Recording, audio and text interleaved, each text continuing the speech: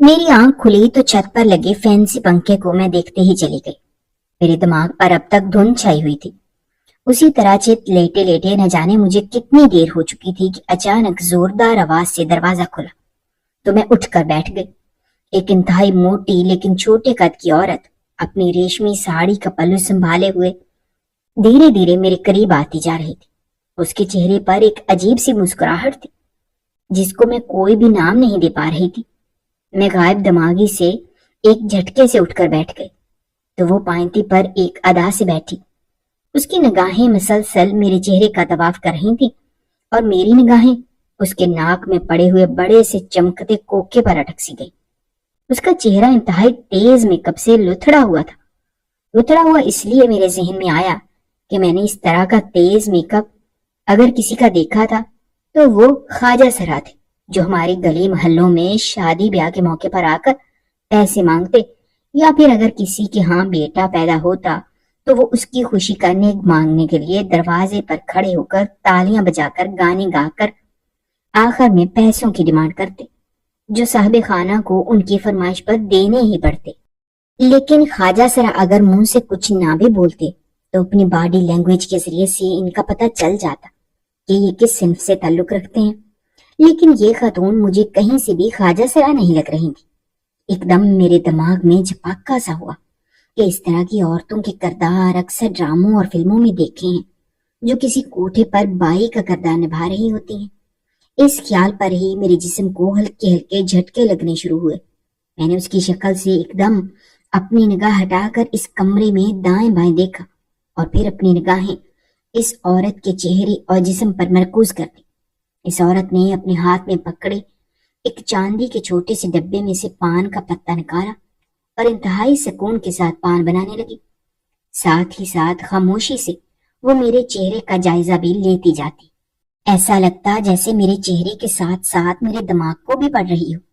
اس کی مسلسل لال لپسٹک سے سجے ہونٹوں پر ایک عجیب سی مسکراہٹ تھی جو مجھے الجھن میں مبتلا کر رہی تھی۔ سنا ہے جب سے آئی ہو بہت چیختی ہو اور پھر بے ہوش ہو جاتی ہو، بہت کمزور اعصاب کی لگتی ہو، اسی لیے ہم بھی خاموش ہو جاتے ہیں کہ دیکھیں چڑیا کب تک زور آزمائی کرتی ہے۔ وہ میری طرف دیکھ کر بولی اور پھر نگاہیں جھکا کر اپنا پان تیار کرنے لگی۔ تو میں نے الجھن بھری نظروں سے اس کی طرف دیکھتے ہوئے کہا، آپ کون ہیں؟ واللہ کتنی مترنم آواز ہے، بالکل تیرے چہرے کی طرح۔ اس نے ایک دم پان بنانے سے اپنے ہاتھ روک کر مجھے بغور دیکھ کر ستائشی لہجے میں کہا، تو میں خود میں سمٹ گئی۔ مجھے اب کوئی شک نہیں رہا۔ میرا دل کہہ رہا تھا کہ میں کسی انتہائی غلط جگہ پر آ چکی ہوں۔ اچانک میرے خیال کی رو ٹوٹی۔ جب اس نے اپنا تعارف کروایا تو میرا رہا سہا شک بھی دور ہو گیا۔ میرا نام مینا بائی ہے اور میں ان لڑکیوں کے لیے انتہائی فرشتہ ہوں جو میری بات مان کر میرے ساتھ تعاون کرتی ہیں، تو بدلے میں نہ صرف میرا تعاون حاصل کرتی ہیں بلکہ عیش بھی کرتی ہیں۔ اس نے اپنی کجلا لگی آنکھوں کو ایک خاص زاویے سے تیکھا کر کے میری طرف دیکھا تو میں گھبرا گئی اور اسے خوفزدہ نظروں سے دیکھنے لگی۔ اچانک اس کے چہرے کی جون بدلی اور آنکھوں کی سختی ایک دم نرمی میں بدلی۔ دیکھو لڑکی، بات صرف اتنی سی ہے کہ تمہیں اب تک تو پتہ چل گیا ہوگا کہ تم اس وقت مینا بائی کے کوٹھے پر موجود ہو۔ تمہارا یار تمہیں میرے پاس پورے 50 لاکھ میں بیچ کر چلا گیا۔ اس کی باتیں سن کر اذیت سے میری آنکھیں پھیل گئیں۔ مجھے یوں لگا کہ جیسے کسی نے میری آنکھوں میں اتنی مرچیں بھر دی ہوں کہ مجھ سے اپنی آنکھیں بند کرنا محال ہو رہا تھا۔ کب میری آنکھوں سے آنسو بہنے لگے مجھے پتا ہی نہ چلا۔ مجھے جیسے سکتا سا ہو گیا۔ وہ میری حالت سے بے نیاز بولتے چلی جا رہی تھی اور میں کسی پتھر کے مجسمے میں ڈھلتی جا رہی تھی۔ وہ مجھے گولی مار دیتی تو مجھے اتنی تکلیف نہ ہوتی جتنی تکلیف مجھے یہ بات سن کر ہو رہی تھی کہ جہانگیر مجھے بیچ کر چلا گیا ہے۔ گویا اس نے محبت کے نام پر میرے دام کھڑے کیے اور مجھے ساری زندگی کا روگ لگا گیا۔ مجھے اس کے باوجود مینا بائی پر شک ہونے لگا کہ شاید وہ جھوٹ بول رہی ہو۔ میرا جہانگیر ایسا نہیں تھا، وہ ایسا کر ہی نہیں سکتا۔ یہ تو ہماری محبت کی شادی تھی۔ میں نے سب کچھ اپنا اس پر نچھاور کر ڈالا، اس کے باوجود وہ مجھے دھوکہ کیسے دے سکتا ہے، اور دھوکہ بھی اتنا بڑا کہ وہ مجھے لا کر ایک ایسی گندی جگہ پر بٹھا گیا کہ جہاں سے اس نے نہ صرف خود فائدہ حاصل کیا بلکہ اب مجھ سے دوسرے فائدہ حاصل کرنے کے لیے تیار بیٹھے تھے۔ مینا بائی یقیناً غلط بات کر رہی ہے، مجھے جہانگیر کے خلاف استعمال کر رہی ہے، ورنہ ایسے کیسے ہو سکتا تھا؟ تم جھوٹ بولتی ہو، ایک دم میں نے غصے سے اس کی طرف دیکھ کر کہا تو وہ چونک کر میری طرف دیکھنے لگی۔ اس کے پان بنانے والے ہاتھ ایک دم سے رک گئے۔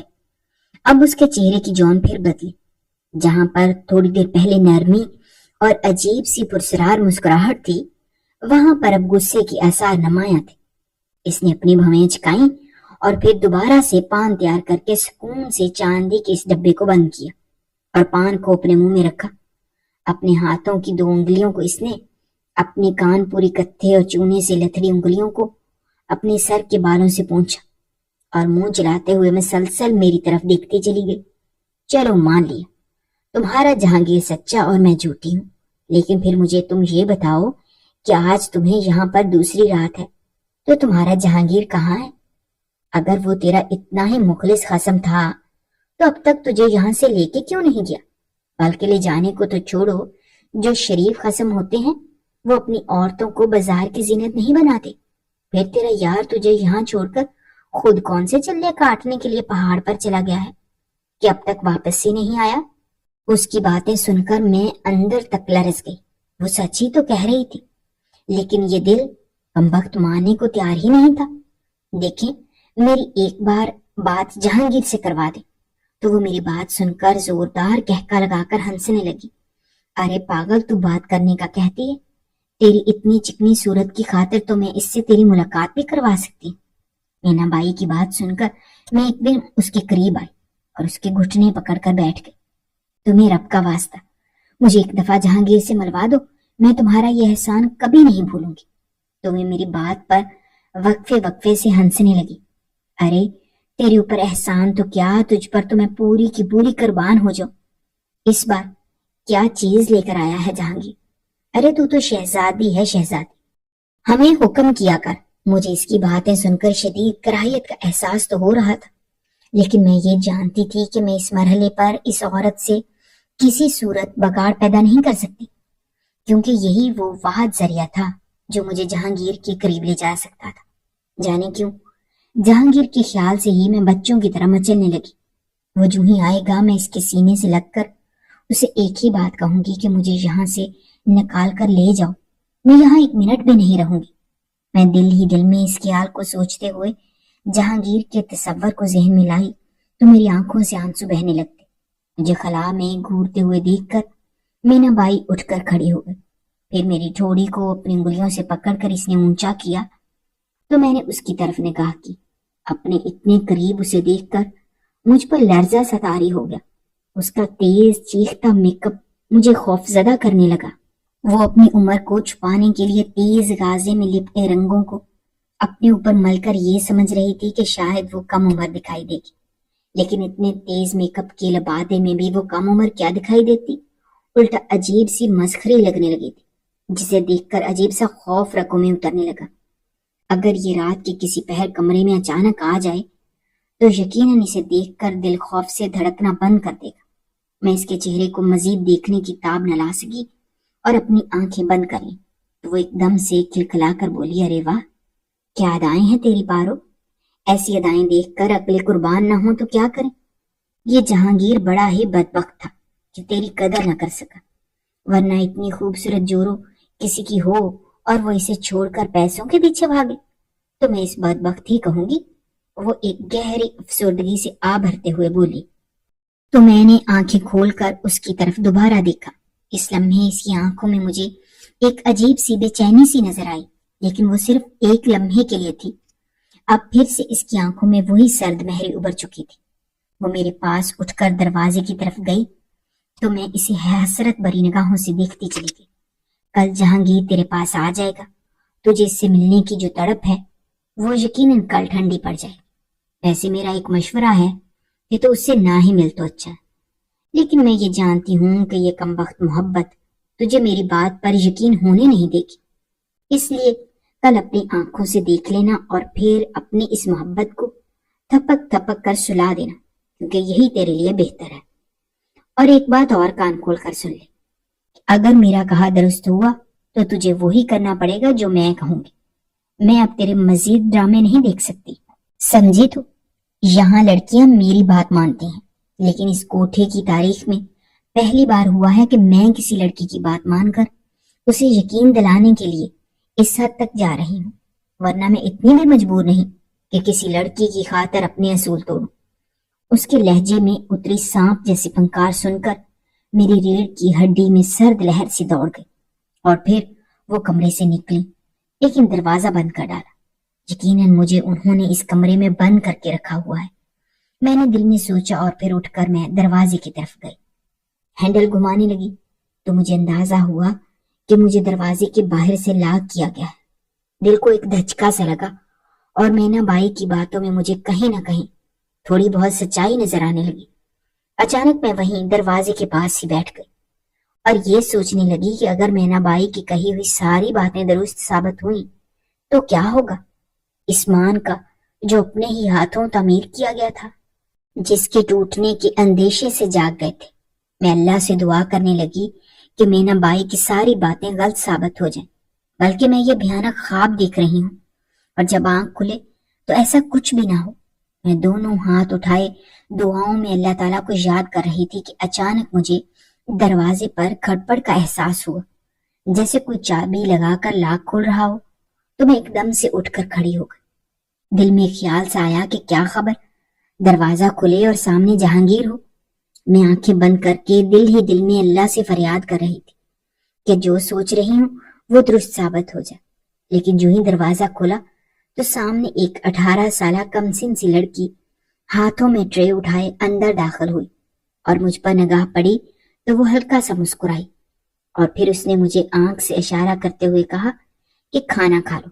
میں نے اس کے ہاتھ سے ٹرے نہیں لی تو وہ کندھے اچکاتے ہوئے دھیمی چال چلتے بیڈ کے قریب آئی اور کھانا بیڈ پر ہی رکھ دیا، اور پھر بولی کھانا کھا لینا، ٹھنڈا نہ ہو جائے کہیں، آج کل ٹھنڈ بھی بڑی پڑ رہی ہے۔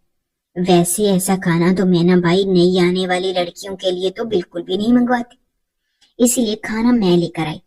مجھے تو تمہیں دیکھنے کا شوق تھا کہ تم میں ایسا کیا ہے کہ تمہاری خاطر مینا بھائی نے یہ کھانا اسپیشل بازار سے منگوایا ہے۔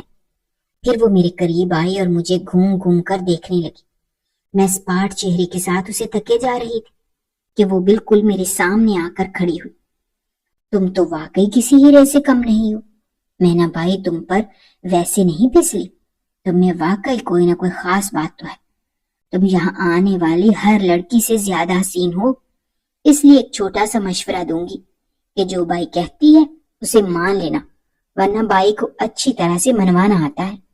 اس کی بات سن کر نہ جانے مجھے کیوں غصہ آ گیا، اور میں صدمے سے بولی کیوں تمہاری بائی کوئی خدا ہے کہ اگر میں نہیں مانوں گی تو وہ مجھے موت دے دے گی؟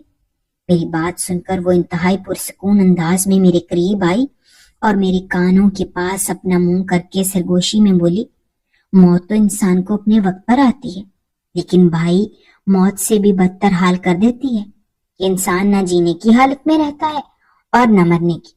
اس لیے کوشش کرنا کہ یہ صورتحال پیدا نہ ہو، اور نہ ہی بائی کو اشتعال دلانا، دونوں صورتوں میں نقصان تمہارا اپنا ہی ہے۔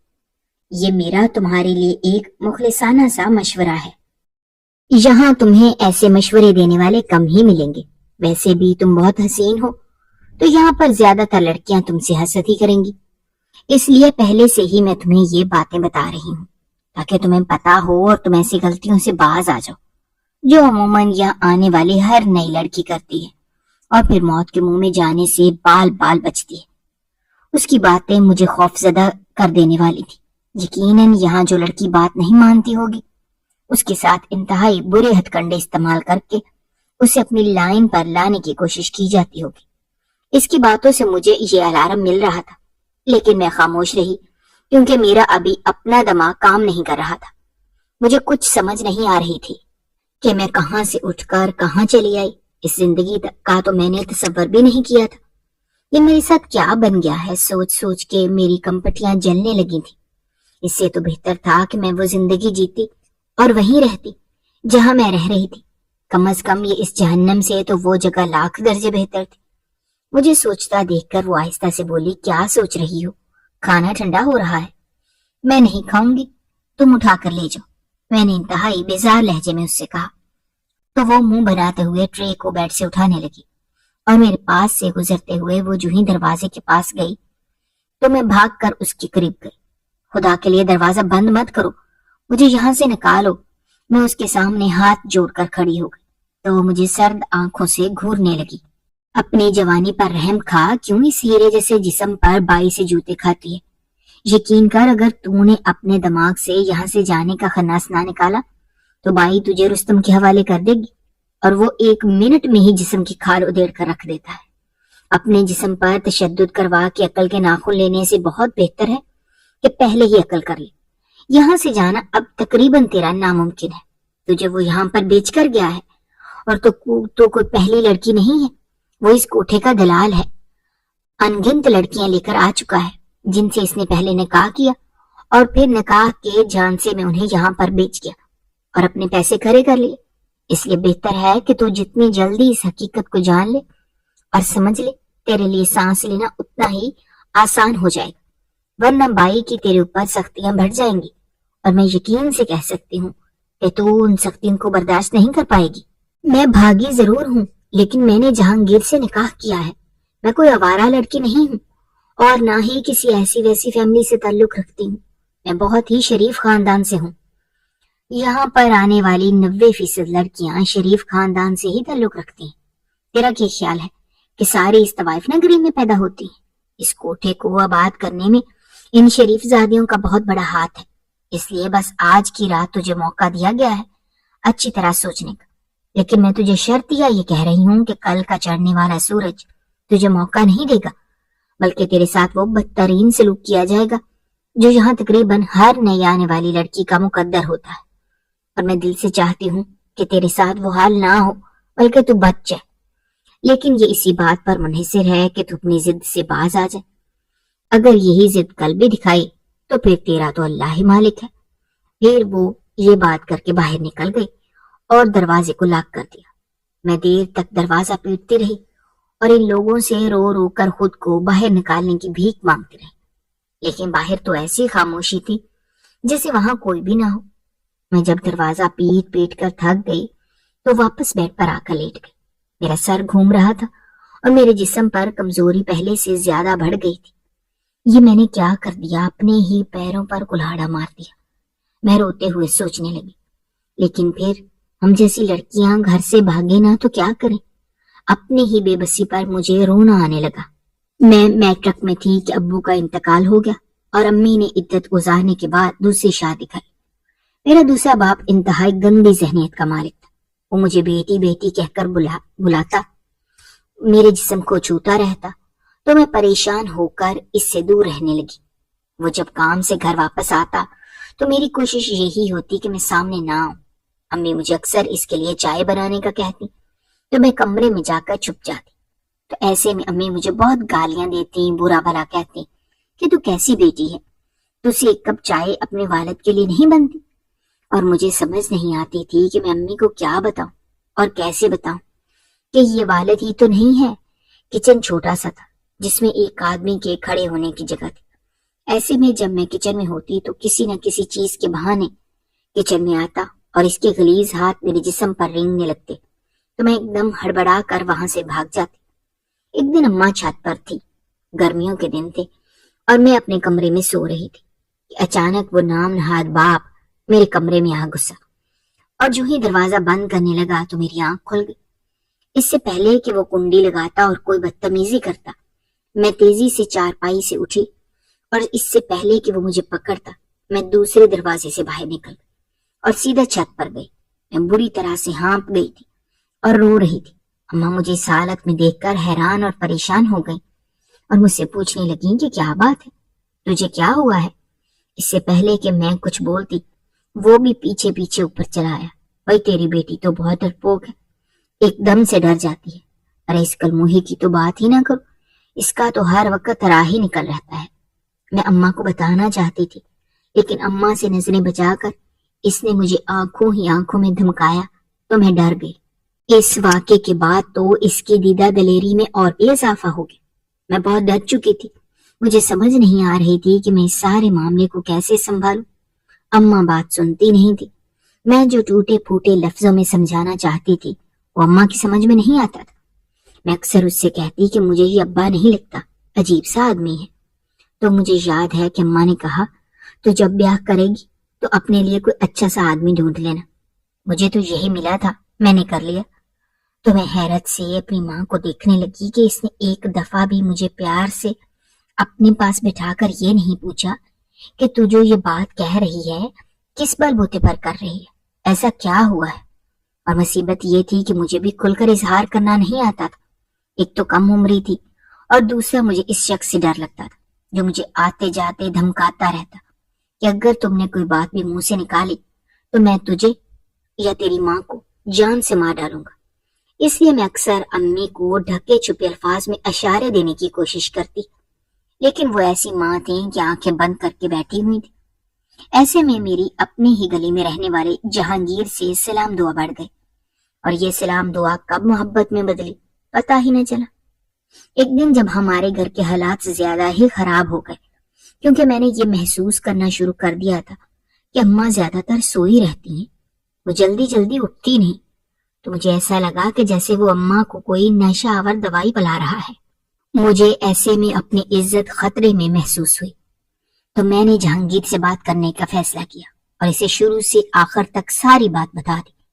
تو جہانگیر نے مجھے کہا کہ ہم بھاگ چلتے ہیں اور لاہور اپنے دوست کے ہاں ٹھہر جائیں گے۔ تو میں نے اس سے کہا کہ میں تیرے ساتھ جانے کے لیے تیار ہوں، لیکن اس سے پہلے تجھے مجھ سے شادی کرنی پڑے گی، میں ایسے تیرے ساتھ بھاگ کر نہیں جاؤں گی۔ تو جہانگیر نے کہا کہ ٹھیک ہے، ہم یہاں پر نکاح کر لیتے ہیں اور پھر یہ شہر چھوڑ جائیں گے، ورنہ لوگ ہمارا جینا حرام کر دیں گے۔ جہانگیر سے بات کرنے پر میں مطمئن ہو گئی، اور پھر میں نے ایک رات چپکے سے اپنا گھر چھوڑ دیا اور جہانگیر کے ساتھ چل پڑی۔ وہ مجھے لے کر بس اڈے آیا اور پھر یہاں سے ہم اس کے دوست کے گھر میں گئے جہاں ہمارا نکاح ہوا، اور میں اس کے ساتھ تقریباً 6 ماہ رہی کہ اس کے بعد یہ سانحہ ہو گیا کہ میں اپنے گھر سے اب کوٹھے پر بیٹھی تھی۔ میں جس عزت کو بچانے کی خاطر گھر سے نکلی تھی وہ عزت آج پہلے سے بھی زیادہ خطرے کا شکار ہو گئی۔ اگلے دن حسب وعدہ مینا بائی نے جہانگیر کو بلا لیا۔ میں نے جہانگیر کو جو ہی دیکھا تو میں اپنے حواس کھونے لگی۔ میں دوڑ کر اس کے پاس گئی اور اس کے سینے سے لگ گئی، لیکن وہ تو مجھ سے اس طرح سے ملا جیسے کوئی اجنبی ملتا ہے، اور پھر اس نے مجھے خود سے الگ کرتے ہوئے کہا کہ اب تیرا ٹھکانہ یہی ہے، اور یہ کہہ کر وہ چل دیا۔ میں روتی رہ گئی، اسے آوازیں دیتی رہ گئی، لیکن وہ نہ پلٹا۔ مجھے دوبارہ کمرے میں بند کر دیا گیا۔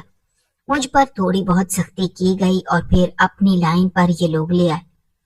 تھوڑی بہت رقص کی تعلیم دینے کے بعد ان لوگوں نے میرے پیروں میں گھنگرو باندھے اور مجھے طوائف کے طور پر محفل میں لے آئے۔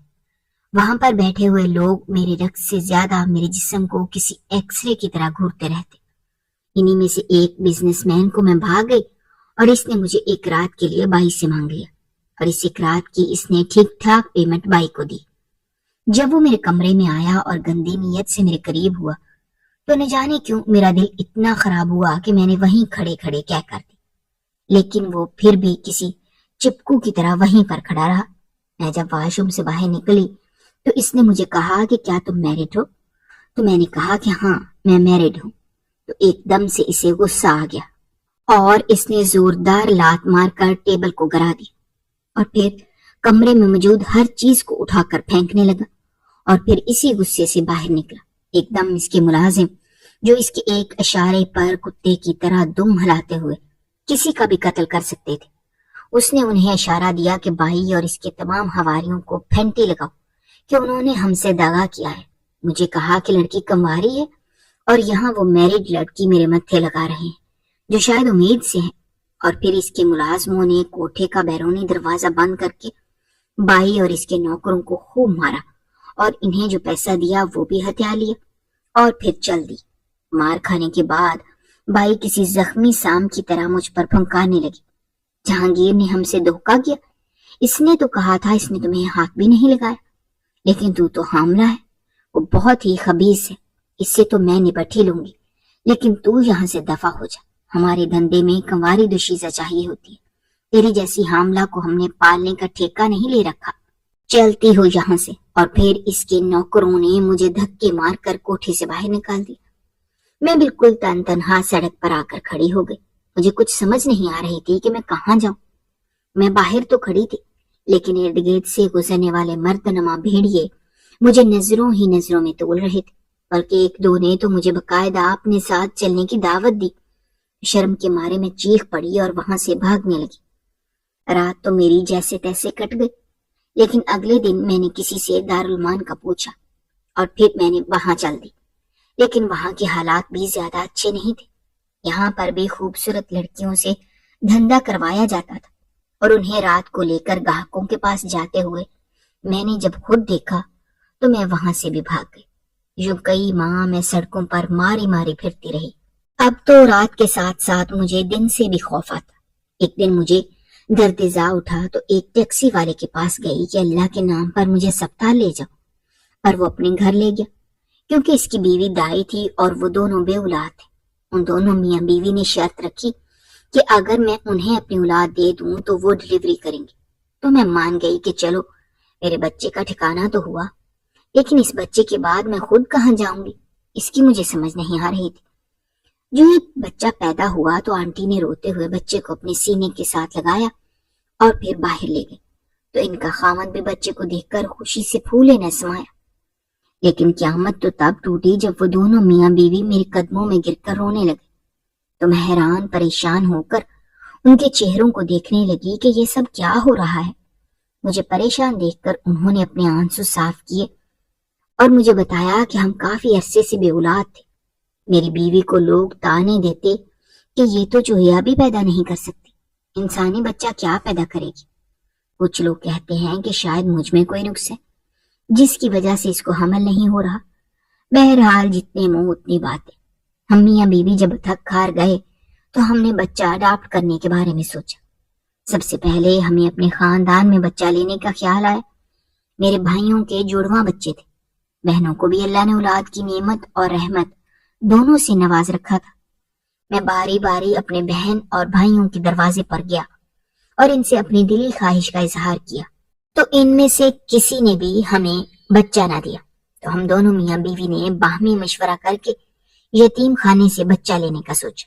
تمام قانونی کارروائی کرنے کے بعد ہمیں بچہ مل گیا۔ یہ 2 ماہ کا بیٹا تھا۔ ہم اسے لے کر گھر آ گئے، لیکن 1 ہفتے کے اندر اندر وہ چل بسا۔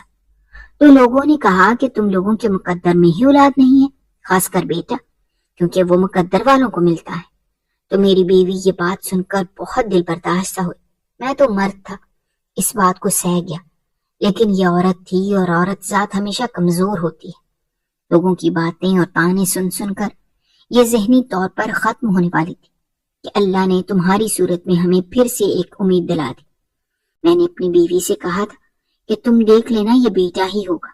اللہ اتنا بے رحم نہیں ہے کہ وہ انسان کی برداشت سے زیادہ بوجھ اس کے اوپر ڈالے۔ تم دیکھنا اللہ ہماری یہ خواہش ضرور پوری کرے گا۔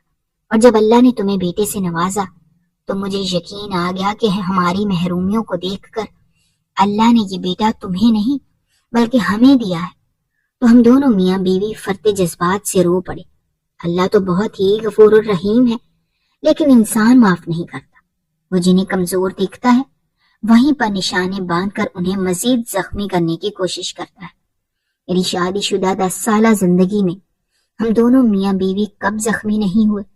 لوگوں کے منہ میں زبانیں نہیں بلکہ پتھر تھے جنہوں نے ہماری روح تک کو گھائل کر ڈالا تھا۔ ہمیں ہر کوئی یہی کہتا تھا کہ شاید تم لوگ اس قابل ہی نہیں ہو کہ تمہارے ہاں اولاد ہو، لیکن دیکھ لو اللہ تعالیٰ نے کس طرح سے ہمارے لیے سبب بنا دیا۔ ہم ہمیشہ اس کے در پر جا کر اپنے لیے مانگتے رہے اور بالآخر اس کی محبت کو جوش آ گیا، اور دیکھ لو اللہ تعالیٰ نے کتنا صحت مند بچہ ہمیں پھر سے نواز دیا۔ اللہ اس کی زندگی کرے اور ہمیں اسے پالنے کی توفیق عطا کرے۔ تو میں نے آنکھیں بند کر کے دل میں آمین کہا کہ اگر میری وجہ سے کسی کو ذہنی سکھ مل سکتا ہے، اولاد کی خوشی مل سکتی ہے، تو اس سے زیادہ خوش نصیبی کی بات کیا ہوگی۔ میری اولاد ان کے گھر میں پل رہی ہے جو واقعی اولاد کی قدر کرنا جانتے ہیں، اور میں بھی یہی چاہتی تھی کہ جب تک میں خود پاؤں پر کھڑی نہیں ہو جاتی میں اپنے اولاد کو کسی ایسی جوڑے کے حوالے کر دوں جو اسے اپنی سگی اولاد کی طرح چاہے، اور وہ سبب اللہ نے بنا دیا۔ میں کچھ دنوں کے بعد جب ٹھیک ہو گئی تو میں نے ان کے گھر سے جانے کی ٹھان، تو انکل نے کہا کہ تم کہاں جا رہی ہو؟ یہ تمہارا اپنا گھر ہے، اور اللہ نے ہمیں صرف بیٹا ہی نہیں دیا، تمہاری صورت میں بیٹی بھی دے دی ہے۔ میں ان دونوں میاں بیوی کا ظرف دیکھ کر حیران تھی کہ یہ کس مٹی کے بنے ہوئے ہیں۔ میں نے ان سے کہا، لوگ آپ کو طعنے دیں گے کہ نہ جانے کہاں سے اس لڑکی کو اٹھا کر لے آئے ہیں اور اس کا بچہ بھی پال رہے ہیں۔ تو انہوں نے کہا کہ ہمیں کسی کی کوئی پرواہ نہیں ہے، تم ہماری بیٹی ہو، یہیں پر رہو، میں تمہارا کالج میں ایڈمیشن کرواؤں گا، پڑھو لکھو، اپنے پیروں پر کھڑی ہو، تاکہ اس معاشرے کا ایک کارآمد فرد کے طور پر زندگی گزار سکو۔ انہوں نے یہ باتیں کوئی جذبات میں آ کر نہیں کی تھی، بلکہ انہوں نے سچ میں میرا کالج میں ایڈمیشن کروایا اور مجھے خود کالج لے کر جاتے اور پھر وہاں سے لے کر آتے۔ میں جب کالج چلی جاتی تو میرے بچے کو آنٹی میری کمی کا احساس نہ ہونے دیتی، بالکل اس کا خیال ایک ماں کی طرح رکھتی۔ ان کے گھر میں رہ کر میں ایم اے کر چکی تھی۔ اس دوران دنیا کی بہت سی باتیں ہمیں سننے کو ملتی رہیں، لیکن ہم میں سے کسی نے اس بات کی پرواہ نہ کی۔ بالآخر ایم اے کرنے کے بعد مجھے ایک سرکاری اسکول میں نوکری مل گئی۔ آنٹی اور انکل اب کافی بوڑھے اور کمزور ہو گئے تھے، تو میں نے انکل کو کام کرنے سے روک دیا اور ایک بیٹے کی طرح پورے گھر کی ذمہ داری اپنے کندھوں پر اٹھا لی۔ میرا بیٹا اب 10ویں میں ہے، وہ انتہائی فرما بردار ہے، میرے ساتھ ساتھ انکل اور آنٹی کا بھی بہت خیال رکھتا ہے۔ اس دوران انکل اور آنٹی نے بہت کوشش کی کہ میں دوسری شادی کر لوں، لیکن نہ جانے کیوں میں اب شادی کے نام سے ہی گھبراتی تھی۔ میں اپنی زندگی انکل، آنٹی اور اپنے بیٹے کے نام پر وقف کر چکی ہوں، اور اب بقائے زندگی انہی کے گرد گزار دینا چاہتی ہوں۔